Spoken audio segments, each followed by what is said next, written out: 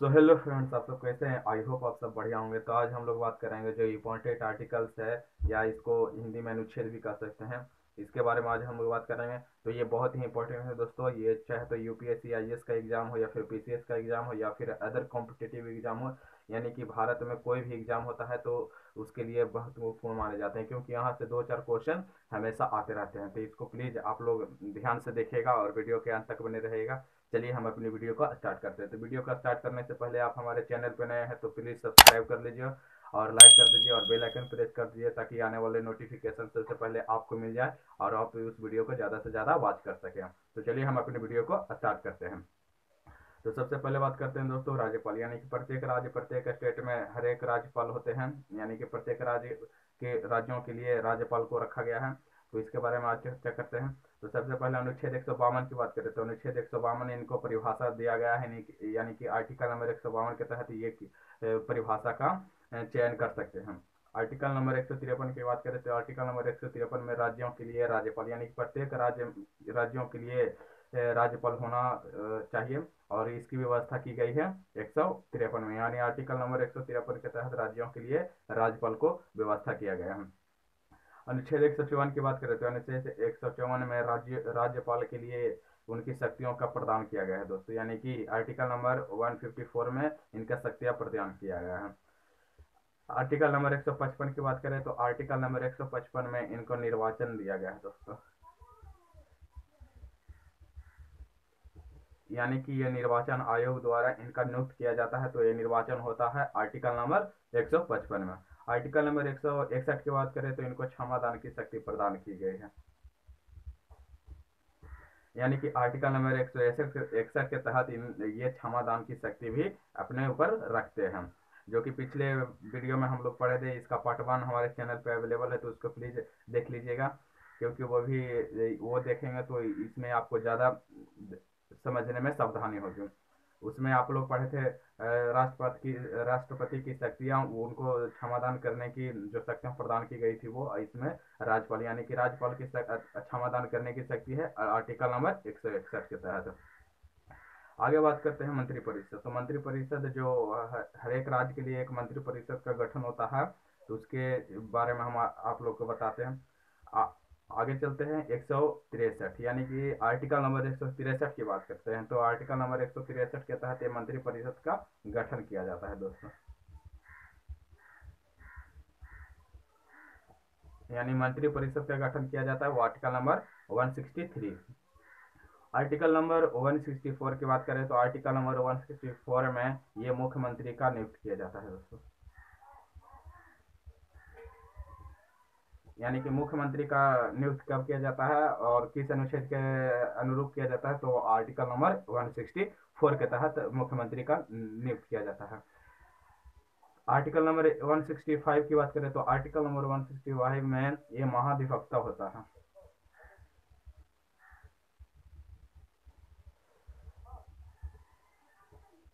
महाधिवक्ता।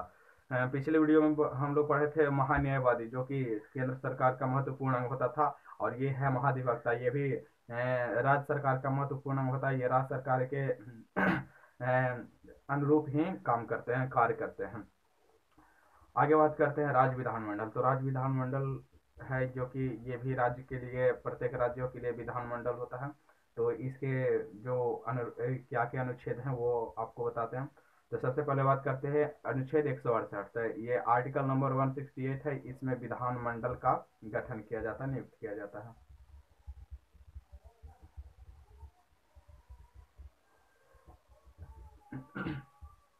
यानी article number 168 की बात करें तो 168 में विधानमंडल का गठन किया जाता है। 170 की बात करें तो 170 में ये विधानसभा की संरचना होती है, विधान सभा की संरचना,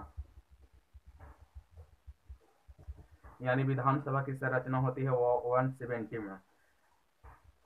अनुच्छेद नंबर 171 की बात करें तो ये होता है विधान परिषद, विधान परिषद की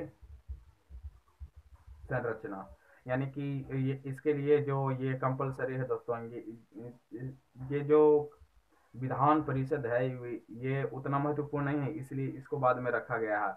और 170 यानी विधानसभा की संरचना होती है, जो ये बहुत ही कंपलसरी है दोस्तों, इसलिए इसको पहले रखा गया है। तो अब बात करते हैं हाई कोर्ट यानी कि एसी यानी उच्च न्यायालय। तो उच्च न्यायालय की ओर चलते हैं।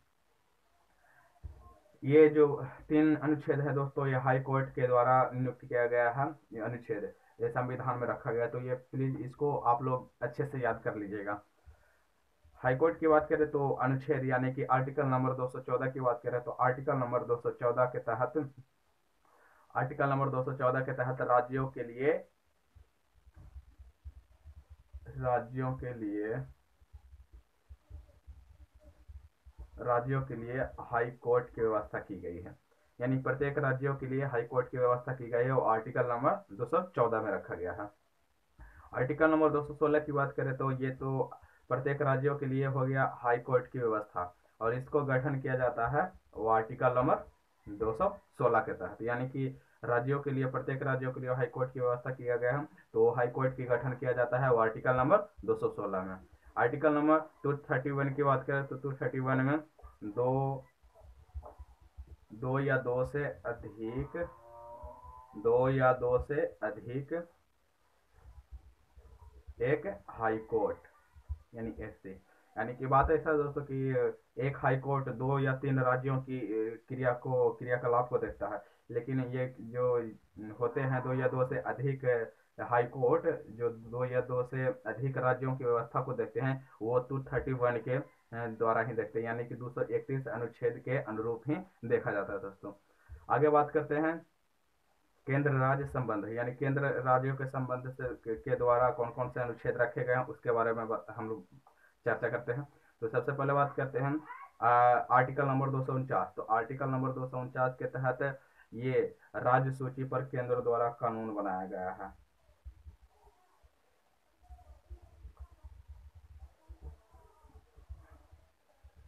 राज्य सूची पर केंद्र द्वारा राज्य सूची पर केंद्र द्वारा कानून, राज्य सूची पर केंद्र द्वारा कानून, यानी कि जो राज्य की सूची है वो उस पर केंद्र के द्वारा कानून बनाए जाते हैं, यानी जो भी रूल बनाएंगे वो केंद्र ही हर प्रत्येक राज्यों के लिए बनाते हैं। आगे बात करते हैं आर्टिकल नंबर 262। तो आर्टिकल नंबर 262 की बात करें तो इसमें नदी जल विवाद रखा गया है। नदी जल विवाद यानी 2 या 2 से अधिक राज्यों के बीच जो नदी के जल के लिए विवाद होता है वो आर्टिकल नंबर 262 के तहत ही होता है दोस्तों, और ये आर्टिकल नंबर 262 के तहत ही इसकी व्यवस्था की गई है दोस्तों। आगे बात करते हैं आर्टिकल नंबर 263। तो आर्टिकल नंबर 263 है, ये है अंतरराज्यीय परिषद,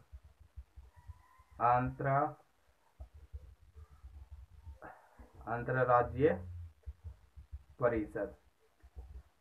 ये क्या होता है ना दोस्तों कि ये अंतरराज्यीय परिषद, इसमें जो मुख्यमंत्री, प्रत्येक राज्य के मुख्यमंत्री को बैठक किया जाता है वो केंद्र सरकार कराती है, यानी कि प्रधानमंत्री कराते हैं। प्रधानमंत्री इसका हेड होते हैं, और वही हैं जो कि किसी भी नियम को लेकर वो हर एक प्रत्येक राज्यों के मुख्यमंत्री को सलाह देते हैं और वो उनका पालन करते हैं। तो ये दोनों को इस तरह से याद रख सकते हैं कि नदी जल विवाद को रोकने के लिए अंतरराज्यीय परिषद की बैठक की जाती है, यानी कि 262 के तहत नदी जल विवाद होता है, और आर्टिकल नंबर 263 के तहत अंतरराज्यीय परिषद के द्वारा बैठक की गई करते हैं और उसी नदी जल विवाद को सुलझाते हैं। आगे बात करते हैं आर्टिकल नंबर 266। तो आर्टिकल नंबर 266 में इसको सूची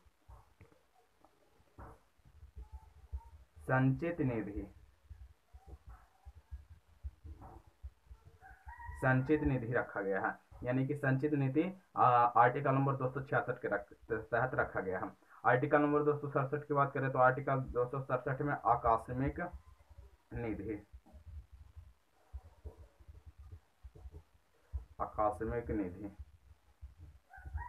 यानी आर्टिकल नंबर 267 के तहत आकस्मिक निधि जो निश्चित घटना होती है, जो अचानक घटना घट जाती है, वो आर्टिकल नंबर 267 के तहत रखा गया है। आगे बात करते हैं आर्टिकल नंबर 280। तो ये आर्टिकल नंबर 280 होता है दोस्तों, ये होता है वित्त आयोग, है बहुत ही इंपॉर्टेंट है दोस्तों। वित्त आयोग ये प्रत्येक 5 वर्ष पर राष्ट्रपति इसका गठन करते हैं, और ये इसी के द्वारा ही किसी भी कानून को, किसी भी नियम को लागू करते हैं। तो ये आपके लिए बहुत ही इंपॉर्टेंट है। ये बीपीएससी यूपीएससी में ये पूछा भी गया है दोस्तों, और यहाँ से बहुत सारे एग्जाम में पूछे भी जाते हैं, तो इसको प्लीज आप लोग याद कर लीजिएगा। आगे बात करते हैं आर्टिकल नंबर 312। तो आर्टिकल नंबर 312 में अखिल भारतीय सेवा, अखिल भारतीय सेवा, यानी कि अखिल भारतीय सेवा का जो गठन किया जाता है वो किया गया था, वो आर्टिकल नंबर 312 के तहत ही किया गया था। आर्टिकल नंबर 315 की बात करें तो आर्टिकल नंबर 315 में ये यूपीएससी, यूपीएससी इसको बोल सकते हैं संघ लोक सेवा आयोग।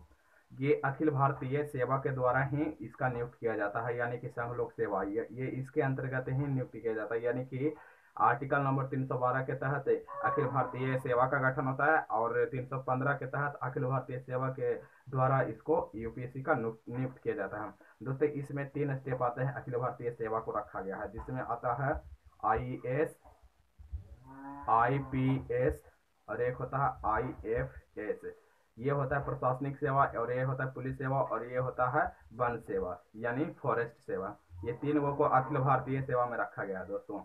कितना लोग सोचते हैं कि आईएफएस यानी कि इंडियन फॉरेन सर्विस होता है, ये विदेश सेवा को रखा जाता है, लेकिन ये बिल्कुल गलत है। ये नहीं रखा गया है, ये वन सेवा के लिए, यानी कि प्रशासनिक सेवा, पुलिस सेवा और वन सेवा को अखिल भारतीय सेवा के लिए नियुक्त किया गया है दोस्तों। तो ये था हमारा आज का जो इम्पोर्टेंट आर्टिकल्स है, इम्पोर्टेंट अनुच्छेद है, उसको बारे में हम आज लोग चर्चा किए हैं। तो आपको ये कैसा लगा, आप लोग प्लीज़ इसको याद कर लीजिए, क्योंकि यहाँ से बहुत एग्जाम में पूछे जाते हैं, तो इसको प्लीज़ आप लोग याद कर लीजिएगा। तो ये वीडियो कैसा लगा आप लोग कमेंट में बताइएगा, और किस तरह का वीडियो चाहिए वो भी आप लोग बता दीजिएगा। और फिर से बता रहे हैं कि हमारे चैनल पर नए हैं तो प्लीज़ चैनल को सब्सक्राइब कर लीजिए, और बेल आइकन प्रेस कर दीजिए, और लाइक भी कर दीजिए, और इसे ज़्यादा से ज़्यादा शेयर करें, ताकि आप लोग के रिलेटिव में आपके दोस्तों भी इसे नॉलेजेबल वीडियो का लाभ उठा सके। तो आपको कैसा वीडियो लगा, ऐसा ही वीडियो देखने के लिए हमारे चैनल पर बने रहिए। तो मिलेंगे हम लोग नेक्स्ट वीडियो में, जब तक के लिए जय Hind, thank you so much.